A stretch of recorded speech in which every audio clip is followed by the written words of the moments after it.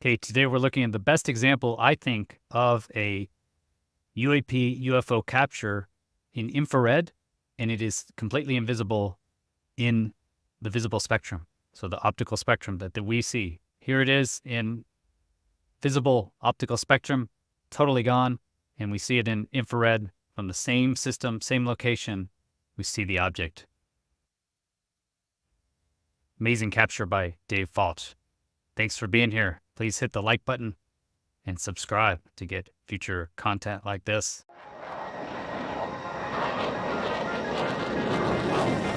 Chris Lehto, welcome to LehtoFiles.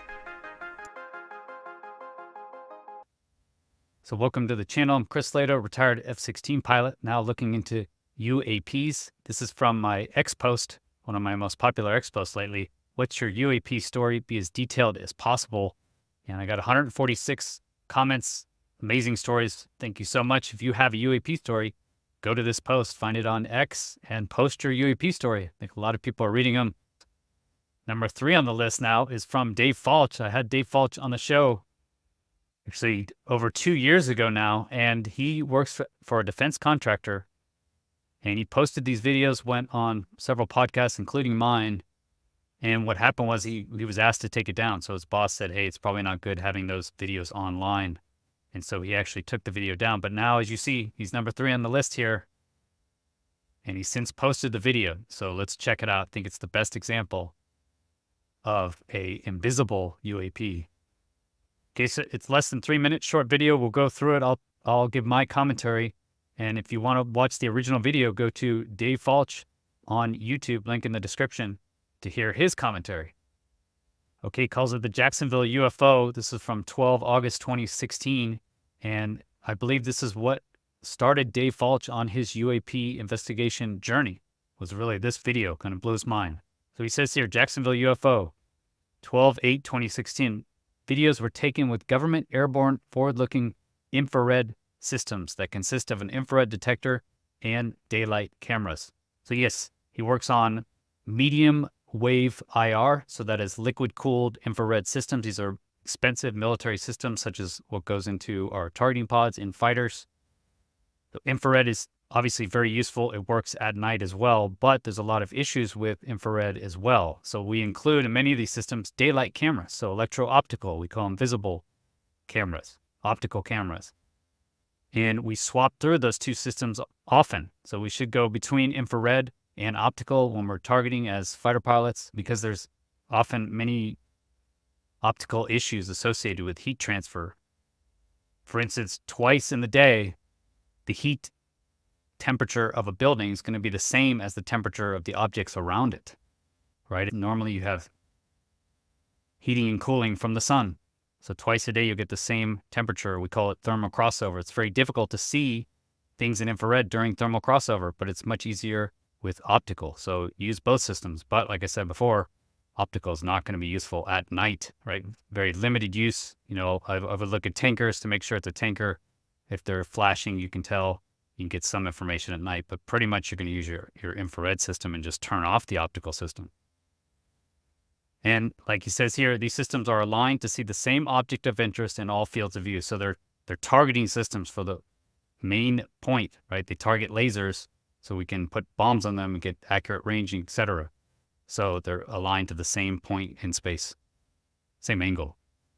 So in this video, it's a compilation. He shows comparisons of typical objects seen in the sky to give you an idea. And then he compares it to the UFO seen in Jacksonville. All videos are shot from the same spot with different types of FLIRs, all stationary on the ground. So give you an idea, different types of FLIRs. Because he actually shoots this with the one FLIR and shoots the capture of the UAP, and then goes inside actually after a few minutes to set up a better system to see if he can get more accurate view of it, better data, and the actual object is gone. So it's not on the previous screen at all, and you can't find it with the new system. Okay, here we go. This is a plane. Okay, you'll notice right away this is in IR, and what we have is glare from the engines. And this is famous Mick West glare. He says the gimbal object is just glare, but I want to point out here is we can see the rest of the plane clearly behind it, right? Behind the glare, we can see the plane because the glare has just a certain size. right? It does glare out, but only what's behind the glare. We can still see the rest of the plane. So my argument for Make West is, if the glare is only at 7 miles, then where's the rest of the plane? And this gives you an idea of infrared. Now we'll go to optical, and the glare will go away. See, now the glare has totally gone away. We get a lot more information, electro-optical, what we're used to in the visible spectrum now, but it requires sunlight, right? You can see the sun is high above. There's more light on the top side of the plane. Same thing with night vision goggles. Night vision goggles amplify the light that's actually there. So you still need light, and then you're just going to amplify the light. Whereas for FLIR infrared, you're actually getting the heat. So you're seeing, strangely, the heat energy coming from that object. There it is again in IR. Okay, now we go to balloon. Okay, so you can see the balloon clearly in the visual right here, right? And he's going to go to IR. That's a mylar balloon bouncing there. Okay, and then this is in infrared. But you're going to see there's a lot of motion. It's moving around. Okay, so in infrared, this is what a mylar balloon looks like. Interestingly, a latex balloon in infrared looks almost invisible. In this case, the mylar balloon, you can see it clearly in the visible spectrum and clearly in the IR spectrum as well, both spectrum. Here he shows a bird just to show it's not a bird. It's not moving, actually, so unless the bird is holding extremely stationary. Now a bird caught on tracker, so he actually tracks it. It's taking a lock, essentially, infrared lock. I get a lot of people comment saying that it's drones, right? That what we're seeing, these UAPs, are drones. So Dave takes some drones here. You can see in visual very clearly a drone. Very clearly a drone there. You can break out in both the visible spectrum and IR clearly shaped like a drone. It's not shaped like a round spherical object. Easy to identify, right? So it's not a bird, it's not a drone, it's not a plane. So he says, could it be a dead pixel? And this is an example of a dead pixel where it's actually in the system. And when I talked to Dave, he said at the beginning, that's why you see the object, as we'll show here, the video, the UFO, you see it moving around at the beginning, and that's him moving the sensor actually to check that it's not a dead pixel. So if you actually move the sensor, dead pixels will react in a certain way, and you'll be able to tell simply and easily that they don't move, right? So Dave, he works with all the time. He's always checking, make sure they're not dead pixels, and he checked for dead pixels. So he says it's not a dead pixel, and he works on these things all the time. So believe him with that. Now let's check out the moon. Obviously, not the moon. It's very clear that that's the moon. You can zoom in. I'm not sure if this is the better system or the worst, but either way, you can tell it's simply not the moon. Now, the Venus is a different story. Could it be Venus? Well, here we see Venus clearly, right, in the optical, in the visible. You can see it clearly, and now he's going to go to IR, and again, you're going to see it clearly. So it's clear in both spectrums. So it's not Venus. There it is in IR.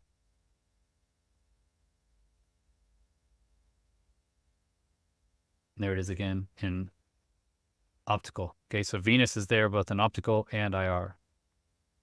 Now he shows the sun. This is his last example before the UFO, showing the sun.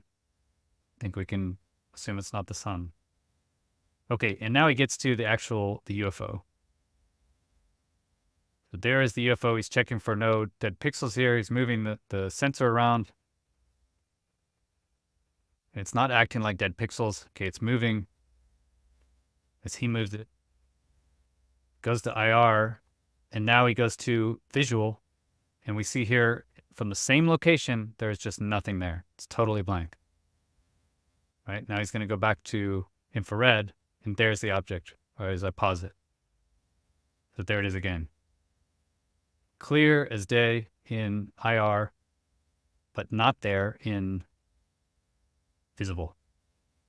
And so he showed the culprits, right? What else could it be? So balloons you can see both in visible and IR.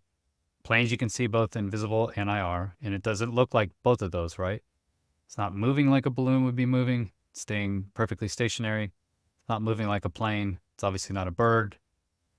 And he showed Venus, the moon, the sun, and drones as well. It's obviously not a drone. You would see something in the visible spectrum. And this is like one of those spherical balls reported by Arrow all around the world. Seen in IR, but not seen in visible. Look at that right there. So this blew Dave's mind. He went back inside to get a better camera, and when he came out, it was gone. He finishes with, as you can see, the UFO can't be seen with the daylight cameras. It can be safely stated that the object was within the atmosphere and should have been easily seen with the daylight cameras, not just the infrared sensor. This is what Dave's done for several years, I think over 12 years. He tests these infrared systems, makes sure they're working correctly, maintains them. And this one event blew his mind and turned him on the path of UAP investigation, which if you're watching this, you probably had some sort of event that spurred you on. Thank you for watching. Please hit the like button. It really helps, and it's free. Consider subscribing to get future notifications of when I release videos. And you might like this video. If you want to support the channel, join these great people over here, get exclusive bonus content, then click this button here, patreon.com/Chris Lehto, or become a YouTube member. If you want to continue the discussion, go to UAPSociety Discord. Links are all in the description. Have a great rest of your day. Peace.